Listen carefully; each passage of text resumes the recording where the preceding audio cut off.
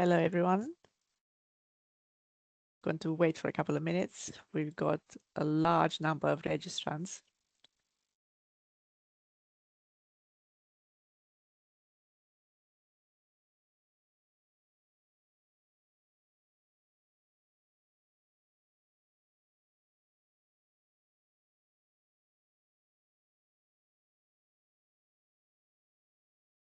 Planning to start at 2 minutes past the hour.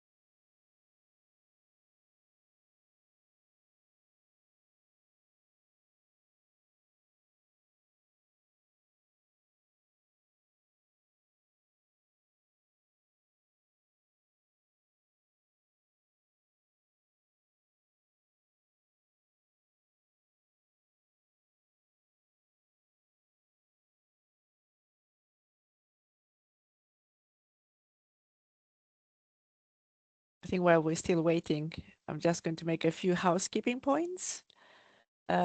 This session is recorded, and the recording will be available on our YouTube channel by tomorrow. The slide deck will be emailed to all the registrants. And please place any questions in the Q&A chat, and they will be addressed at the end. Okay.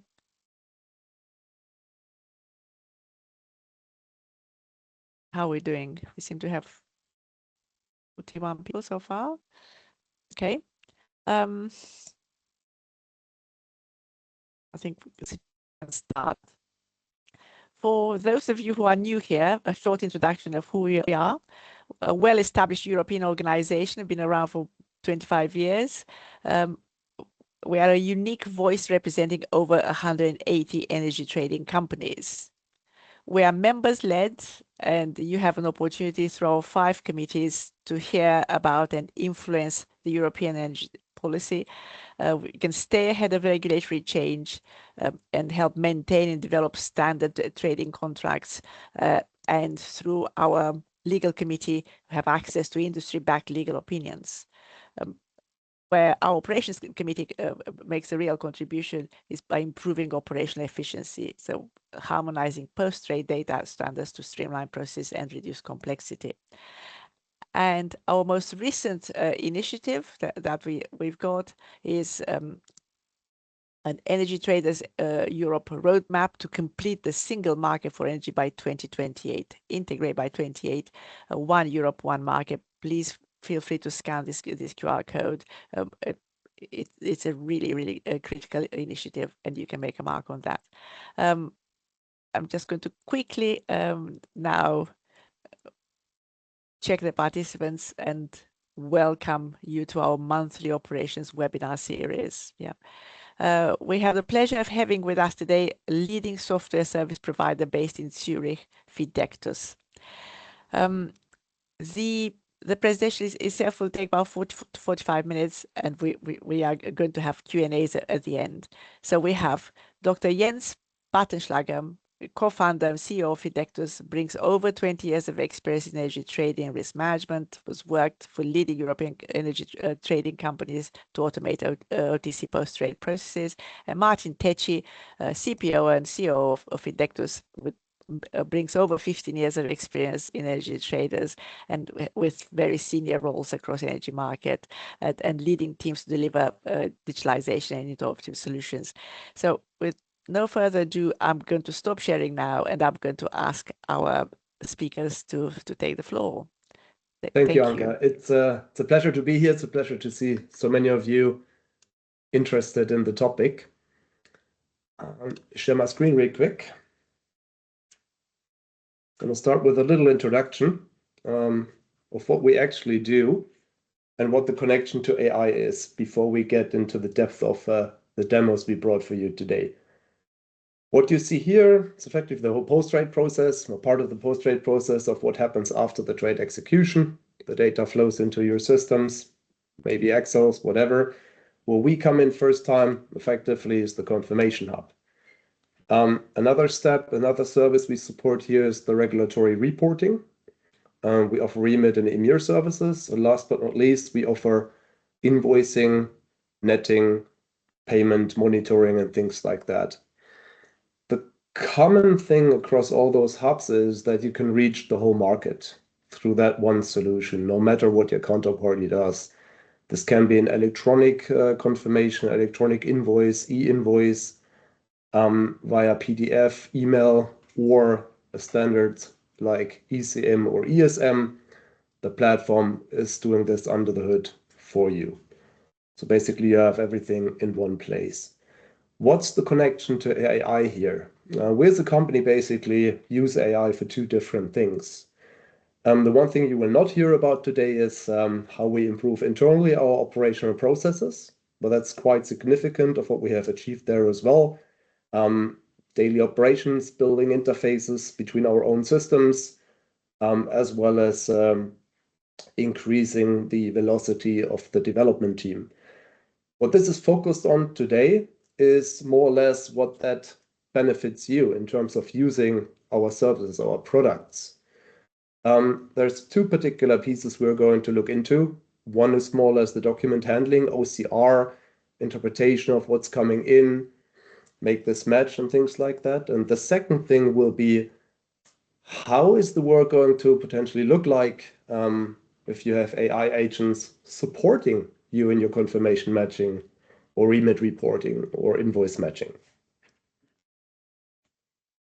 Bigger theme above all that is today's reality, and you know that even better than we do, where we see many formats. We have many 4i, sometimes even 8 or 10i checks we see out there, T+1 deadlines, interrupted processes. So even if the data flows through systems, we see interruptions, human beings interacting. So basically, a lot of the times you see mid-sized desk loses roughly half a man-day per person on manual document handling. Even working with systems. For example, you pull out data of a particular system compared to something else. That's what would only also be considered already a document handling. At the same time, volumes go up and the regulation tightens, but the headcount typically doesn't go up. So the question is no longer whether to automate. I think we most would agree, yes, absolutely necessary. The question more or less now is, how quickly should that happen? We're going to first start now with Martin, called it the inbox, showing our AI-powered OCR and the document management. He's doing a little bit of a live demo there. And then later on, I'm going to show a demo on, called it the agent. This is effectively going to be live as well, on how an agent can really support you in doing confirmation matching. And if we have more time, I have a second use case also for remit reporting. Martin, feel free to take over. Perfect. Thank you very much, Jens. I quickly take over the screen because it's easier for me to navigate. Just give me a second. Perfect. Here we go. So also from my side, hello everyone. I'm very excited to have the chance to talk here in this round. It's exciting times. It's always a mix of, so if you're in tech, it's a mix of, I don't know, FOMO and excitement on what you can do next with the capabilities at hand. So we are going to show right now what we call post-trade intelligence. I want to start with just a simple observation. Post-trade is one of those functions where experience really matters. Understanding the counterparty nuances, contract structures, exception patterns, regulatory requirements, all of this, that takes years to build this knowledge. So you are really in a function which has to understand how the trading work functions to really handle also the post-trade processes. And today I'm going to show how we are thinking about that, not as a technology demo, but more or less as a way to give the hard-won expertise the leverage it deserves. That's how I would phrase it. So, as I said before, the challenge we see across the industry, the expertise is buried in post-trade teams having deep expertise, but too often that expertise is consumed by work that doesn't actually require it. We're reading PDFs, we're rekeying data, we're checking fields, we're chasing mismatches, etc., etc. So yeah, it's recurring tasks that today we have the tools to solve differently. And the problem isn't that teams lack skill. The problem is that skilled people are spending their time on manual interpretation work instead of really applying it where it matters. So what if your team could focus on what actually needs their judgment? This is a question we keep coming back to. What if the document interpretation and the things Jens mentioned before can just be handled for you? And that's the shift we are building toward. So not replacing expertise, but giving the leverage. So it's about scale expertise at scale, if you want to phrase it like that, means AI removes the manual work that buries post-trade knowledge. Agility, in uncertain times, organizations need to operationalize new ideas quickly. So I quite often say we enable the trader to trade whatever they want. The back office should be able to say yes faster and more without knowing that it's going to end up on my desk and being, again, a pile of paper I have to deal with every day. And control, it's not about black box automation, it's about automation with human oversight where it matters. So this is what we define as the post-trade intelligence. There's 3 layers.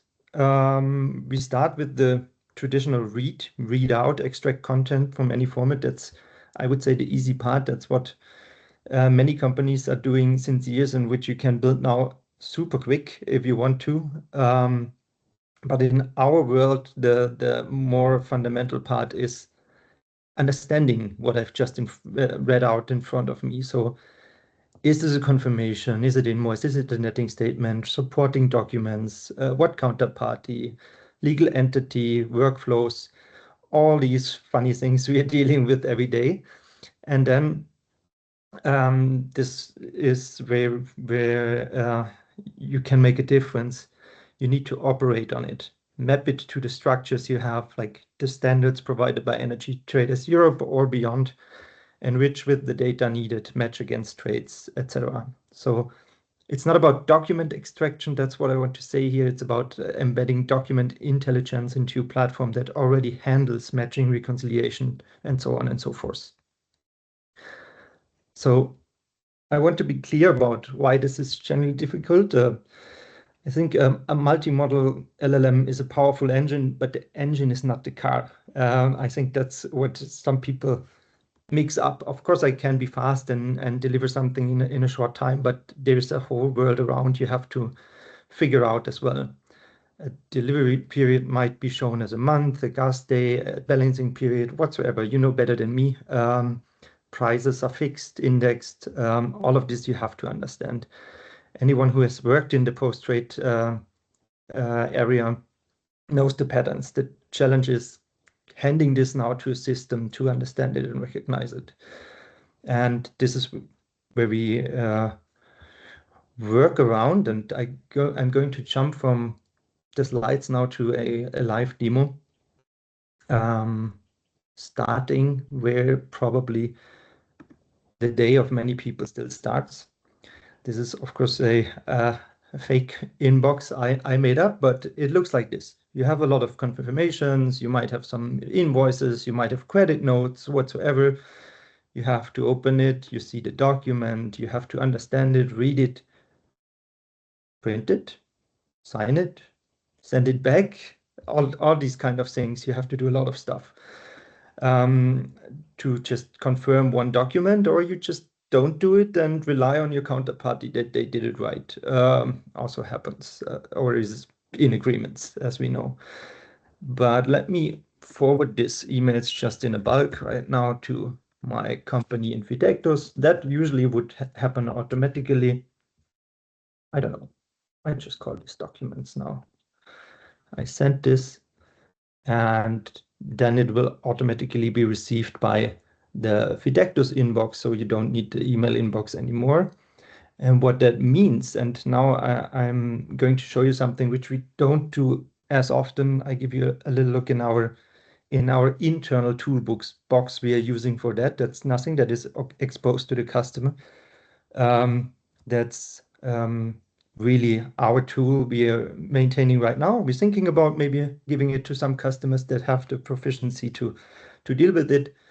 But you see it already at work. The document arrived, it's getting processed. We have it over here. We can have a quick look. The raw data is read already for one of the documents, but there's no interpretation yet. So one agent comes in and says, okay, I see that there's effort mentioned. Documents that effort general could be effort. We are not entirely happy with it yet, so another agent will go over this and see is that really correct? Does it really fit our scheme? And if everything works out, the document will be processed as done. What does done mean? Done means it ends in your inbox in Fidectus first. It doesn't mean it's fully matched and everything is there. After all, that's still a paper document. So if you know these standards from Energy Traders Europe, and I guess most of you do, there's many things behind that. EIC codes, delivery areas, they all have to be specified in certain ways and need to be standardized in order for you to be able to match it with your counterparty. In this tool, things also can go wrong, and then there's human intervention from us. For example, I just pick a random one. Some field here is not correct because I still have the exclamation mark here. So it says the invoice data, invoice ID is truncated. Let's look at the document. Yes, you're right. There's these 3 points. Quite smart. Might not be the right invoice ID. Something went wrong at the counterparty sending us this. So we can now either just loop it through or manually fix it. That's the job we would still do. But yeah, we also recognized here that there's some confirmations, there's some invoices. That's all done by the system automatically. And then we are in our inbox. So we are at we call it documents overview. You see now the documents in different states. We can look at it again. But again, it looks different. We have the enrichment we spoke about before. So there's the EIC codes, the IDs we need to have it. We have the time interval quantities and all of this in a nicely structured way. There's the audit trail giving you the precise order what happened here with this document. And of course, you could look at the generated XML schema as well if you want to. I wouldn't advise to, because why? But we get to that in a later stage. So all you have to do now is essentially, and now I hope this is working. I've wipe coded my own ETRM system here. So that's something which also AI gives me. I can now play around with tools I couldn't imagine. I have a trade over here with 7,514 megawatt hours. I might have the exact same trade in my ETRM system, right? I post my side of the trade to Fidectus, and at the same point in time, this will arrive here and it will match against the document we have seen before. So matching is done. That's of course the very green path I'm displaying here. But in the essence, it's the job we are doing, right? So two systems are talking to each other. We have a document, we have paper. This is getting transformed into something that is machine readable, let's say it this way, and we can do our job here. If I want to, I could give this now a qualified e-signature, even in Scribble, which is integrated in our tool nicely. I can sign it and then I will also have the flags over here that the document is signed. That's about the whole world around what can be dealt with. We have hundreds and hundreds of documents looping through this engine you have seen before. Quite some confidence here, but in every step there is the human in the loop. You always can intervene. You can put it in this draft state we are seeing here. There might be something read out wrong still. So for example, here we see the delivery pointer area. It took the whole naming. We can fix that permanently. I can just fix it on the document if I want to, and confirm and submit it. It will be validated and the job goes on. That's as easy as it could be. So from this, maybe going back to my slides, I hope that gave a good impression. I don't want to go over time because Jens's demos are coming soon, but let me quickly iterate on what we've just seen. So it's very tempting to say, and we are doing this every day, AI found the fields, AI did everything, but this is where the generic solution stops, is really where the whole business logic comes in. The extracted data is only useful once it's normalized, validated, enriched, etc. All you have seen. So we're speaking of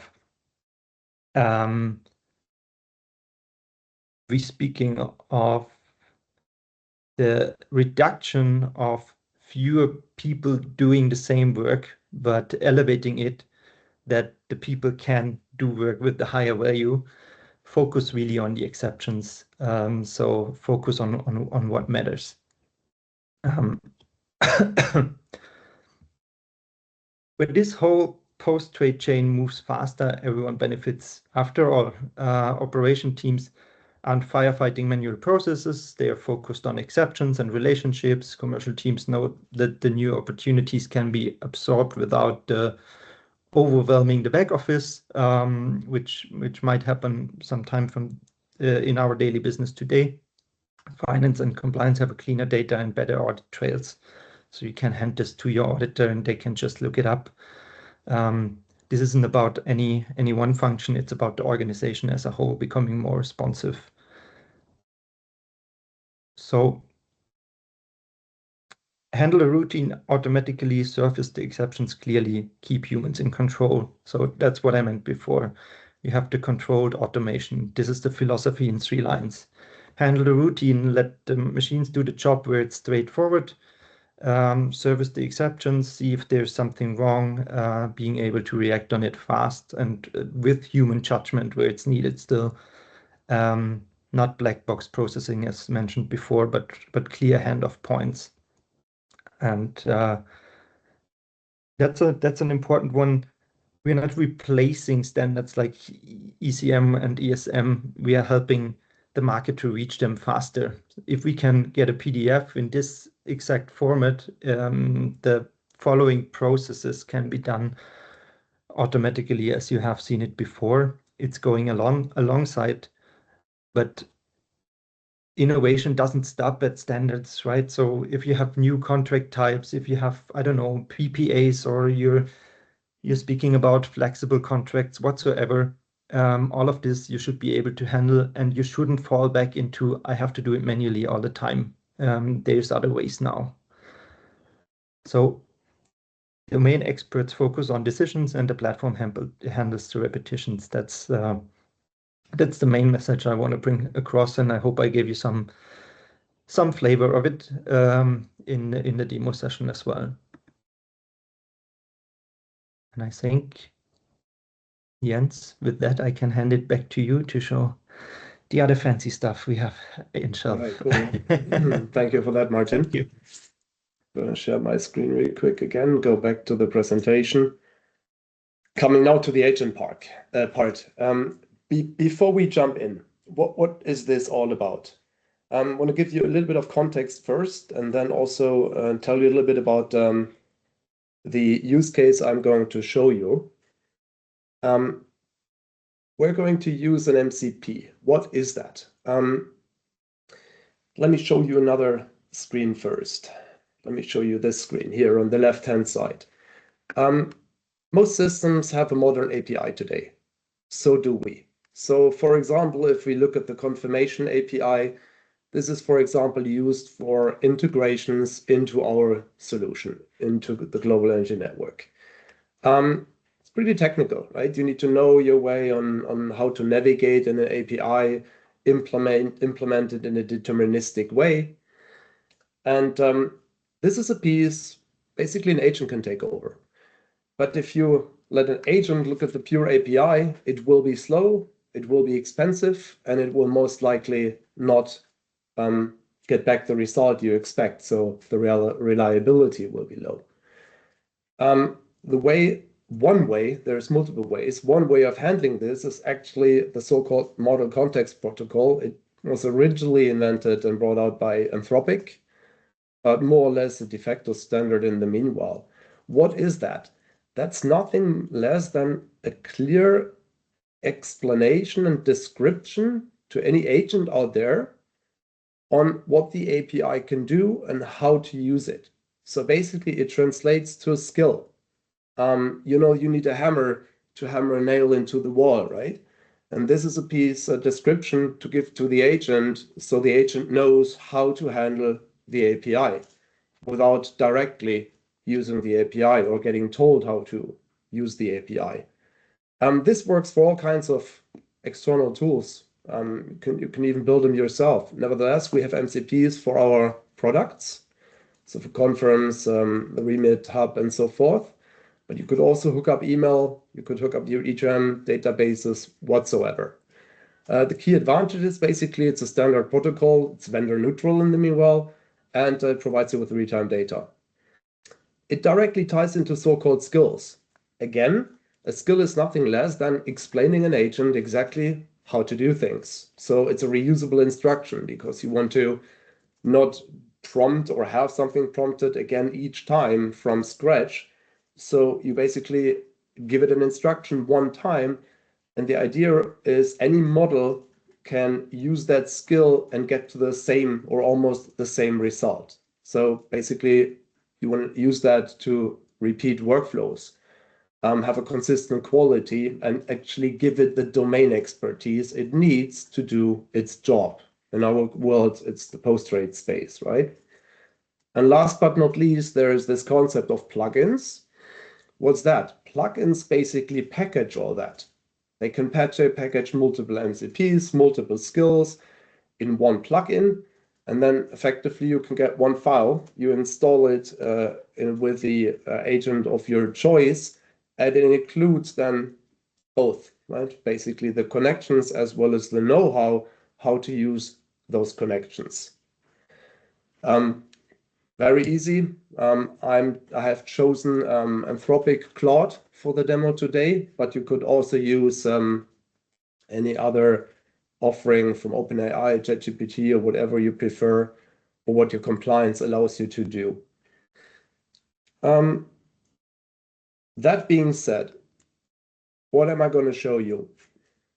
Effectively, the first use case is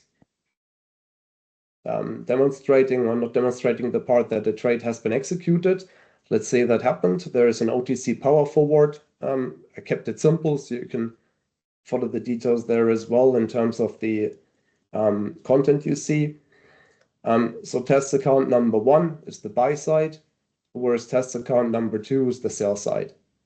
So what I've done before this meeting already, what I will show you is test account number 2 actually submitted their sell confirmation. In this case, we're even talking about an ECM file. So we are fully following the EFET standard here. Then I'm going to change perspectives and go into test account number 1, show the received confirmation, and basically then the submission of a buy confirmation, intentionally with deviations built in. So we end up in a mismatch or not in a match. And then I'm going to review a little bit, right? Issue another version because I find out, well, we have the defect or a wrong price in this case applied on our side, and submit confirmation in version 2. So we finally, in the end, get to a match.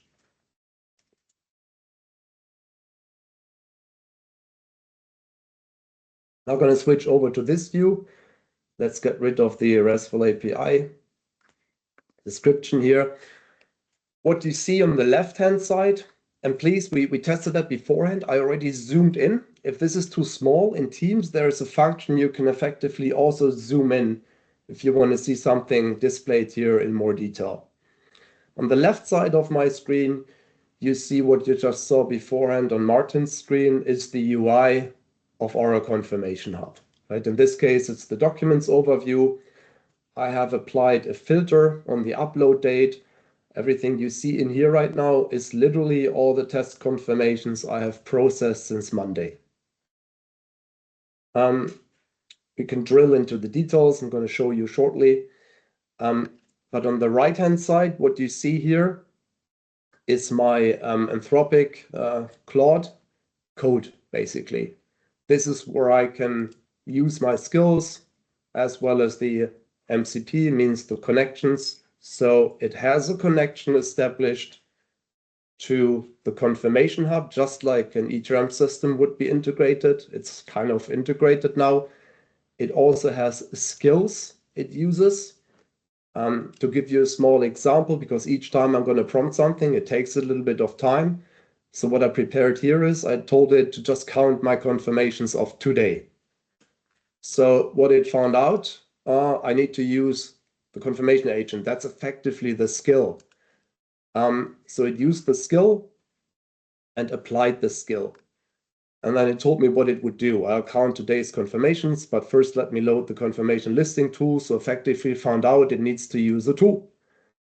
And that's what it did. It searched for the tools, it executed the tools. Not to go through all that detail. And effectively what it got me back is those 3 confirmations that have been processed in the course of today. You can see them here on the left-hand side. They're all dated. The upload date or the modification date is today's date, the 20th of May. I'm here in test account number 2. So I manually uploaded this unmatched confirmation. Let's look into more details. Like I said, it's a power forward, a weighted price of 58 euros, a contract capacity of 200. Maybe here roughly 12.7 million total contract value. I'm now going to switch perspectives to test account number 1. My user has access to those different test accounts. That's why I can easily do this. Typically, you would only have access to your accounts. So on this side here, you can see I see this document as an incoming one. And now let's use our agent to understand more in detail what we have received. I can type this in by hand, or I can use the dictation functionality that maybe is a little bit faster. Show me more details about the unmatched confirmation that was incoming today. So it's probably going to take a minute or so to work its way through that. But again, it's going to look up in its skills available what it needs to do. It's going to call the API, look for the documents today that are in unmatched. It will find that it's 1. And then it will call another endpoint, a so-called matching statement endpoint, or the box result endpoint to find out the matching state. And in the meanwhile, nothing is happening here. This is hopefully the model is not down. This was, no, here it is. Here it found it. The incoming and unmatched confirmation today is the fresh cell from test account 2 here. This is the fake EIC code of test account 2 to my account, which is test account 1. The document detail here contains for readability for us, trade number 9. It has no buy counterpart yet, obviously because I have not yet uploaded it. And here it gives me the full picture. So now you can see I get the details even here in my prompt. So what I will do now, I have prepared a file for this use case number 1 from a perspective of test account number 1. Let me make this a little larger so I get the right one here. Version number 1, and I want it to take it and actually submit it. Submit confirmation with this file path. Let's get rid of this in the meanwhile. Now again, it looks up the tools it has available. Obviously, you can set permissions as well, so a particular agent can only do what it is allowed to do. It's quite important in today's world with those agents. It will take the file and it will figure out how to put it via the RESTful API into the confirmation hub. So just like an eTrump system would push it out, more or less in a more deterministic way. What it does here as well, because I haven't been very precise in what it should do and what it should not do, it actually looks at my confirmation first and does a little bit of math, right? It looks, for example, is the total contract value I'm uploading here as part of my confirmation in version 1 a correct one? So it does take the 200 megawatts times 744 hours, gets to the overall megawatt hours, multiplies by the price, gets to the total contract value. Basically, it's done its validation, even from a content point of view, but it doesn't have access to my validation confirmation endpoint. That's why it shows red here. Nevertheless, it will upload the document now. Next time, or if I would have said don't upload the document, upload the document without validation, it would have done so. What you can see on the left-hand side now is, here it appeared. You see the document ID of my buy side of this trade 09. And it immediately turned into a mismatch. Let's look into why. Let's look into the comparison and what it highlights me here. Oh, look, left is me, my side, and the right side is what we have seen beforehand coming in from test account number 2. So I actually applied a different price. Right? Actually, even if the document in itself is consistent, you did the math, there is a difference, obviously, to the counterparty side, so we end up in a mismatched state. And that's why we see the mismatched status here. Let's see what he has done here over in the meanwhile. He submitted successfully, he tells me. And now he says, no, let me note an environment quirk worth remembering for future sessions. So basically, he understood he has not access to my validation confirmation endpoint, and he notes that down in his memory, so he will not do it in the future.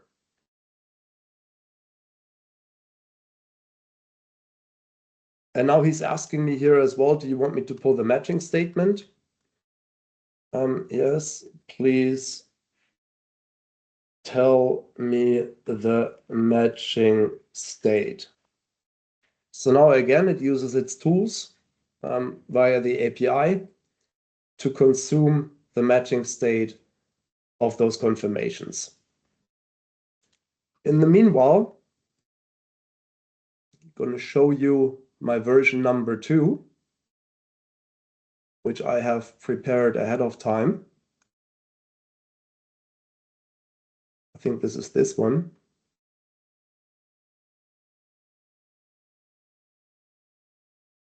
Those warnings. And here you see I have a document version number 2 of the very same buy side. But in this version, I have adjusted the price to 85. Because what we simulate now is that we've looked it up in our ETRM system, and actually a wrong price was applied, maybe because the price curve wasn't pulled or it was a typo whatsoever. Effectively, we found that out, and now the document the next version of this document is going to be uploaded. I can do this in two ways. I can again tell him to upload this document. Let's get the path here, copy path, submit this one here.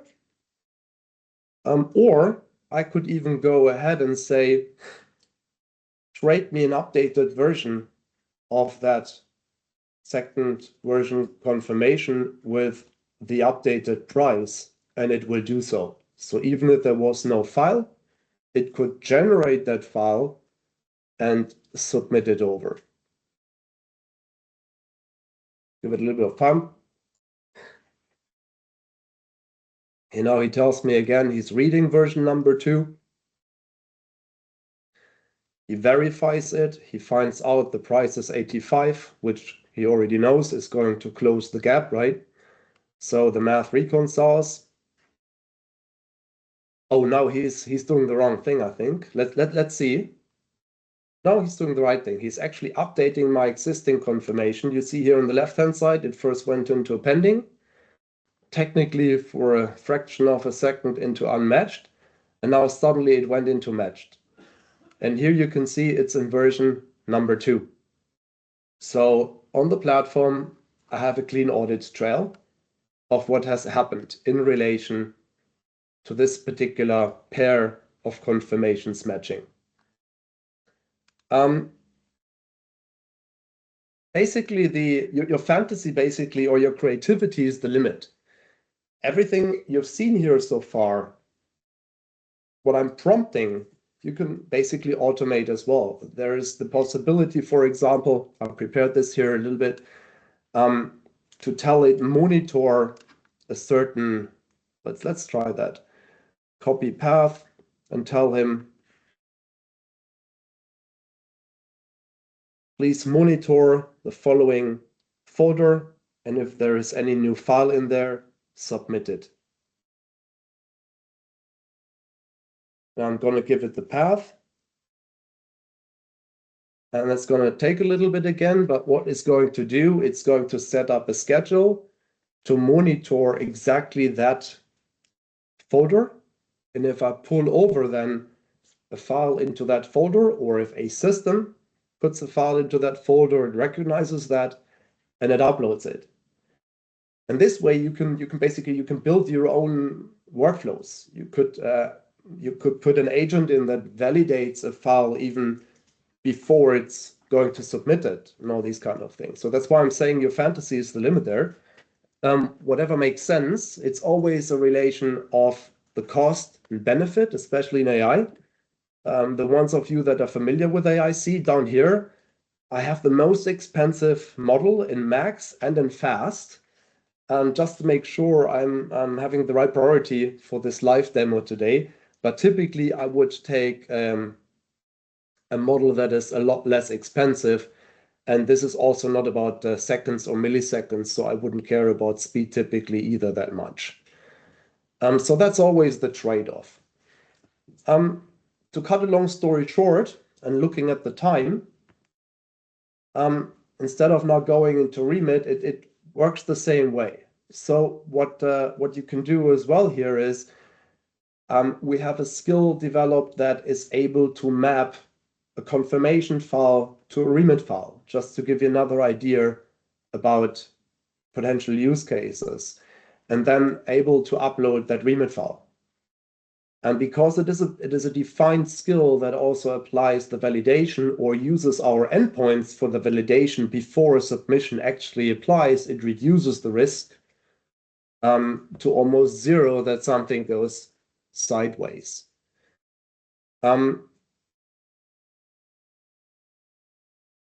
This takes a little bit longer here. Running list concurrent of the monitoring folder. Let's see. Let's give that a little shot. Open it in Finder. And let's pull over trade number 10 into the monitoring folder. And see if he's already built this up or if we would still need to wait too long, but don't have the time here yet. No, he just got ready. Says the folder is empty, starting persistent watcher that fires in every new file.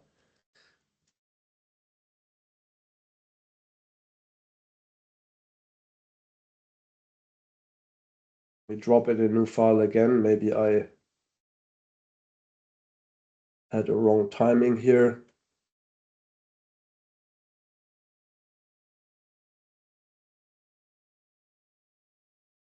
Now he says new file detected. He's reading and processing it. Again, he's calling the tools. He's looking at the file here, calling the tools, and then submitting it to the confirmation hub on the left-hand side. Here we see it already. Right, here is trade number 11 that appeared on the left-hand side, and it's obviously in unmatched. Looking at the time, again, the possibilities are almost limitless. It's more or less a matter of, go back to that slide, that you do your homework, or that you have your vendor do their homework in terms of providing something like an MCP and the proper skills you can use, or build your own proper skills, right? The agents typically support that as well, even in natural language. You just have to be very precise in terms of what it should be doing and what it should not be doing, or where it should even take the human in the loop. So it is possible to tell it, hey, have a human look at the confirmation I prepared before I actually submit it and send me an email so I know about that. So again, I could probably tell you hours and hours of possible use cases here. To get back to what Martin said as well, the magic is not to build all these kind of use cases. The magic is to build the right use cases. So what we typically say is, think about all the tasks you should not do. That are probably the ones you want to look at first, and look at a little bit of a business case if they're worth being solved by AI or not. Because quickly with AI, you'll see a cost increase if you do things that are not necessarily a fit for AI, because you can do it in a deterministic way or whatever. You probably want to choose another path to go forward here. All right. That means we're getting to the last part of today's session, the Q&A. Thank you very much, Martin and Jens. Really insightful demo. Now opening the floor for any questions. Please place the questions in the Q&A chat. Alternatively, you can unmute yourself and ask them directly. In the meanwhile, a use case where we have been pretty impressed was we had to integrate two internal systems. A system basically on the CRM side that generates invoices and things like that, and the accounting system. And we have used AI to do so with a net time required of roughly 3 hours. Obviously, most of the time planning properly of how to implement it and then have it implemented by AI. It is in production now. The whole delivery cycle was less than a week, and it works fine. Just to give ideas, right? And I understand that in bigger company organizations, you face different challenges, right? Especially around compliance, GDPR, and so forth. There is solutions for that as well. There is models that are hosted in Europe, and also some of the US offerings offer one way or another a form of hosting through Amazon or whatever, for example, in Europe as well.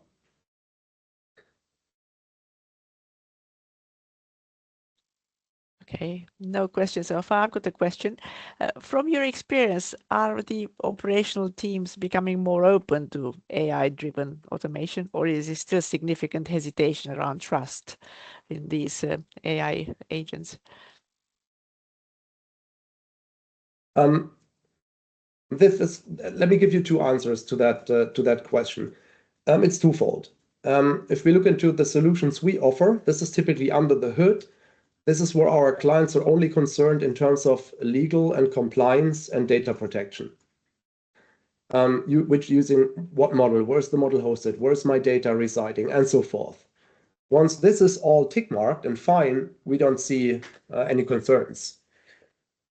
The second perspective we see is how is AI used at different companies? And obviously we are in an industry where we have private companies and where we more or less have publicly owned ones. And the challenges we see in publicly owned ones is not only where's the data hosted or where's the model situated, it's more or less do I have control over the model? There is, let's say, less of an adoption yet so far. At the private companies, that hurdle is a lot lower. Typically. Okay, thank you. Any more questions from anybody? I think there's one in the Q&A from Alicia, which is, how can you convince all OTC counterparties to use Fidectus for invoice matching? I guess the question is, the answer to that is easier than you might think. We don't have to. If you choose to go for Fidectus, you can match whatever you want. If it comes in via paper or electronically or via different vendors, you digitize your side of things. And it will look to you as if everyone would be in the network. And of course, our hope is that this convinces people on their own to join the network. But first of all, you get your job done in another way. And then you can worry about others, to phrase it like this. Yeah, I think this is actually one of the main reasons companies in the market choose us as a vendor, because you can literally process all your confirmations, all your settlement documents via us. It does not matter what your counterparties do. The opposite applies if they are not disrupted. So the only thing that might change is the email address they communicate with. But even that doesn't need to change because we can integrate your email address into the system. So the only thing that might change is maybe how some of the emails look like that your counterparties receive, but that's literally it.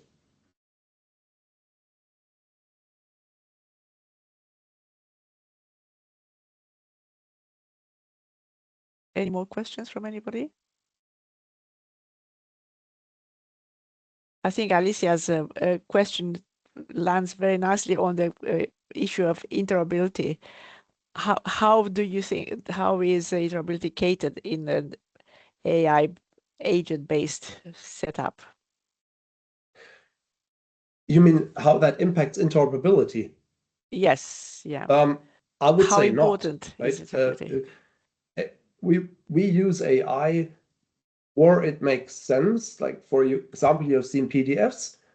Our whole PDF offering in terms of having you or put you in a position to send out PDFs and receive PDFs and automate all that under the hood is there to get rid of it, right? Because effectively we don't necessarily believe long-term in PDFs. We believe long-term in structured data with rules behind it, just like the EFET standard does. So to cut a long story short, yes, absolutely. We believe in interoperability because if there is a deterministic way of exchanging data, even between platforms, it's the preferred way. It's always going, no, always, don't take always literally, but it's probably for quite some time the more effective and efficient way of handling confirmation matching or settlement matching. Thank you. Thank you, Jens. Any more questions from anybody? There is another one from Alicia. So yes and no. Why? So in the settlement world, there is interoperability in place. Not for every single document type. I think nettings is still outstanding, but it's generally in place. For confirmations, it's not yet in place. You might have seen recently we issued an open letter to ICVIAS and Energy Traders Europe on the topic. Okay, good. We've got quite a few bits of activity now in in the chat. Okay. So from Alicia, I say, can I upload the confirmation that they send via emails? Yeah. You just answered, yes, you can. Right, okay, good. We got one from Jenny. How do you see AI and document intelligence changing post-trade operations over the next 2 or 3 years?